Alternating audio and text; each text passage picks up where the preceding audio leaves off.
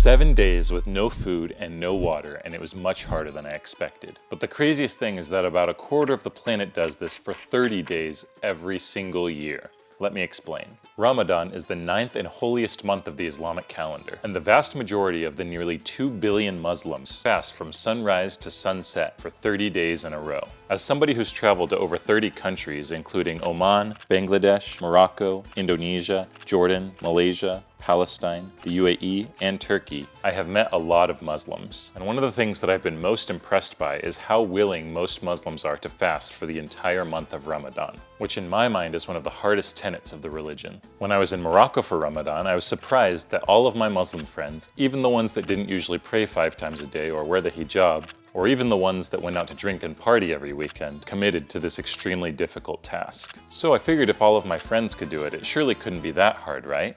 Right?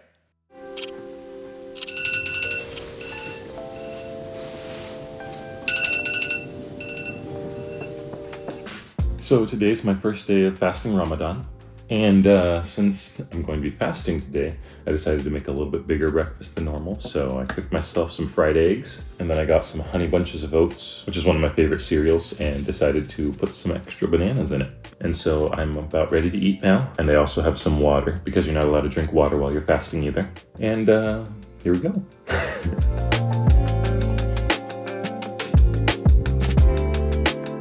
Any Muslim will tell you that Ramadan is not just about the fasting, it's about the spiritual transformation. It is believed that the Holy Quran was first sent down from heaven to the Prophet Muhammad during this month as well, so many Muslims will try to read the entire Quran during the month of Ramadan. I actually studied Arabic in college, and I've spent about 3.5 years of my life in Muslim-majority countries. But I've never read the Quran, partially because the language is still very hard for me to understand. But I decided to try to read it for 30 minutes every day this week while I fast.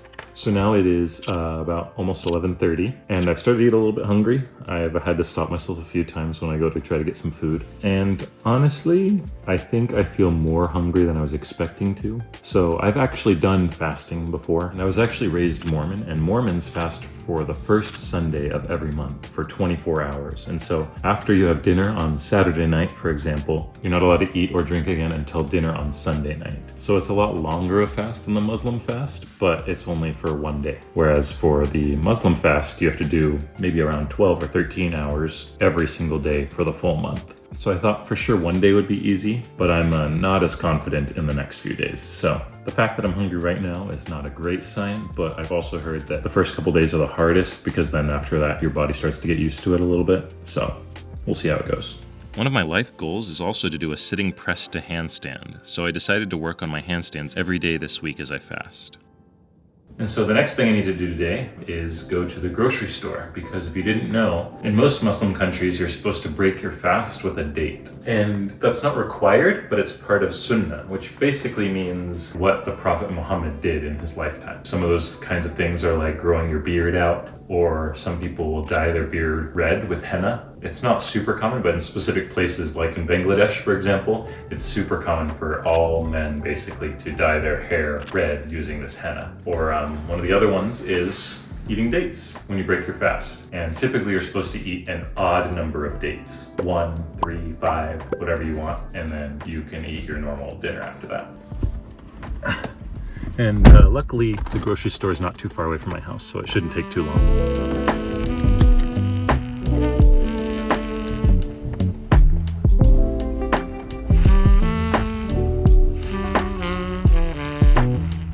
Okay, found the dates. Now we have to figure out which ones are good. And when I say good, I mean there are a lot of dates and other Middle Eastern products that are grown in illegal Israeli settlements on stolen Palestinian land. So I've downloaded the No Thanks app to see if these dates are supporting Israel, because everything you buy is a vote. So looks like they're good. And I also decided to get some hummus, but Sabra supports cultural appropriation and genocide, so we'll get this one instead. Just finished grocery shopping. I just got home. Now it is 4:30, which means I still have another 2 hours until sunset.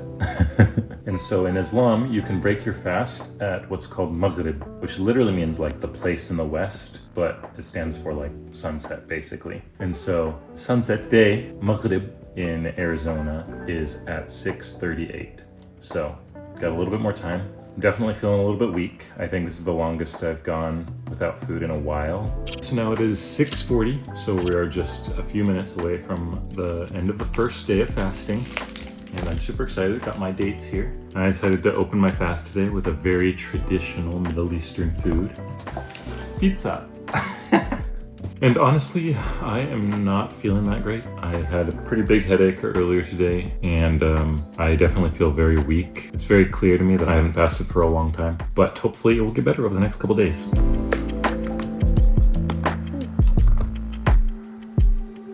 This is nice. I haven't had dates in a long time either, actually. It's probably been 2 years, maybe? I don't know, it's been a long time. Delicious. Good morning. It's day 2. Today, I actually woke up kind of early, so it's only like 3:15 right now. And so I'm gonna start eating some stuff, and hopefully I can eat some more for Suhur later at like 4:30. But got some donuts and a banana, and I'm gonna watch some basketball highlights. Okay, so now it is just about 5:30, which means my fast is about to start. So I'm just trying to get as much water as possible because yesterday I felt like I started getting dehydrated. I started getting a little bit of a headache, so I'm gonna drink some more water.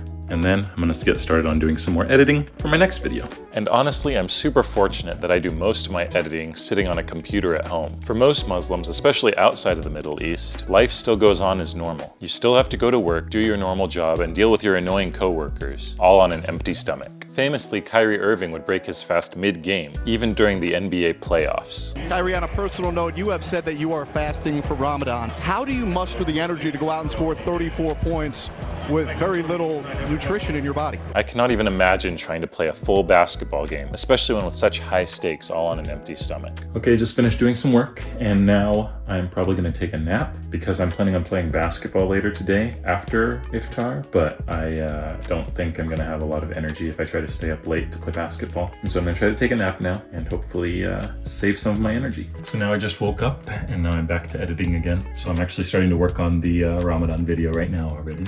Because I was excited about it. Today, I'm feeling a lot better than yesterday, which is a good sign. I think it's getting a lot easier already. But I will say I'm a little bit worried because I'm going to play basketball later tonight, which is at 8:30. So I have 2 hours after Maghrib before I have to go play basketball. But if I eat for an hour, then it'll only be an hour after I finish eating. And so, I don't know. Who knows how much energy I'm going to have by then. I also haven't played basketball really that much in a few months at least. So, a little bit worried, but we'll see how it goes. Okay, now it's 6:42, which is actually crazy because Maghrib was actually already 5 minutes ago and I didn't even notice. So you can see how it's getting easier. But for today, we're gonna have a pizza again because there's still a lot, and then our dates.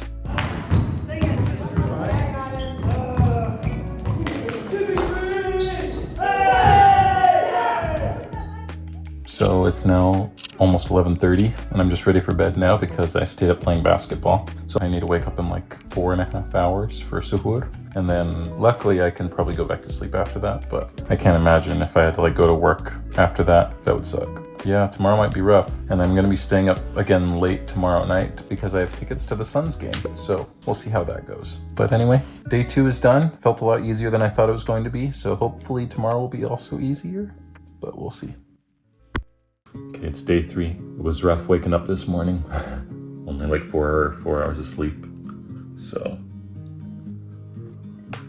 not feeling the best, but hungry.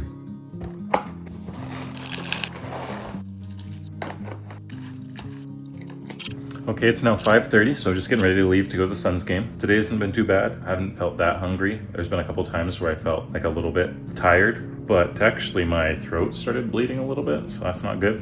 But it doesn't hurt, so I think it should be okay. But I think Iftar can be at like 6:40, which is cutting it kind of close since the game starts at 7. So I'm actually gonna go there and then do my Iftar in the parking lot right before I go to the game.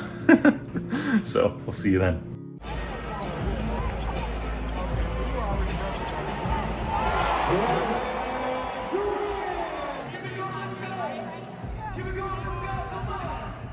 It is now about 6:15 on day 7, which means there's only about half an hour left before I finish all of my fasting for the 7 days in a row. And the last few days haven't been too bad, but there's definitely been some low points. And I can't help but feeling like I'm so privileged for even being able to complain that I'm hungry. There have been just some points where I just naturally go and grab some cereal out of the pantry or try to pick up some chocolate or some chips or different things because there's just food all around. And I just can't help but feel like I'm so privileged for even being able to have these problems and seeing all these different kinds of food that I want to eat at any given moment, especially while kids in Palestine are fasting while sleeping in tents or sitting on top of rubble while they're missing some of their friends and family that have been killed, or even having to evacuate again because they're being bombed again. Life can be so hard sometimes, and fasting this week has definitely made me more grateful for all the things that I have and for my life and for food.